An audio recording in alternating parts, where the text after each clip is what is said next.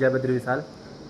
तो आज मैं हूँ 5 बद्रियों से एक बद्री वृद्ध बद्री में, जहाँ भगवान नारद जी को भगवान विष्णु जी ने अपने वृद्ध ब्राह्मण के रूप में दर्शन दिए थे। तो ये वही मंदिर है और इसके बारे में कुछ जानते हैं यहाँ के मुख्य पुजारी जी से।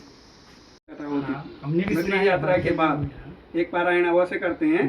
तो सत्यनारायण कथा में आता है कि वृद्ध ब्राह्मण रूपस्तम प्रपच्छ द्विजमादरात, भगवान बूढ़े ब्राह्मण के रूप में प्रकट हुए और आरती भी है, बूढ़ो ब्राह्मण बन के कंचन महल की हो, ये सत्यदेव की आरती है। वो बूढ़े ब्राह्मण आपके सामने है, कहीं नहीं है भारत में। तो यही है, यहाँ पर नारद को वृद्ध ब्राह्मण के रूप में दर्शन दिया और इसलिए इनका नाम वृद्ध बद्री हो गया। नारद को पहली सिद्धि भी यहीं पर मिली। 8 सिद्धियों में नारद के पास सिद्धियां थी, अदृश्य शक्ति थी एक, वो पहली सिद्धि अणिमा है, वो यहीं पर दी। इसीलिए गांव भी अणिमठ है, ये अणिमठ लिखा है। और जब भगवान बद्री विशाल में तपस्या में थी, सतयुग में वहाँ भगवान ने तपस्या की, तो तपस्या में थी तो दर्शन नहीं होता था, कोई नहीं कर पाता था, विघ्न पड़ता तपस्या में।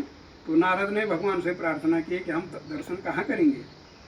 फिर नारद यहाँ बैठ के ध्यान करने लगे तो भगवान यहाँ प्रकट हो गए। तो उस समय दर्शन यहीं होता था, इसलिए सबसे पुराना बद्री माना गया इसको दर्शन के लिए।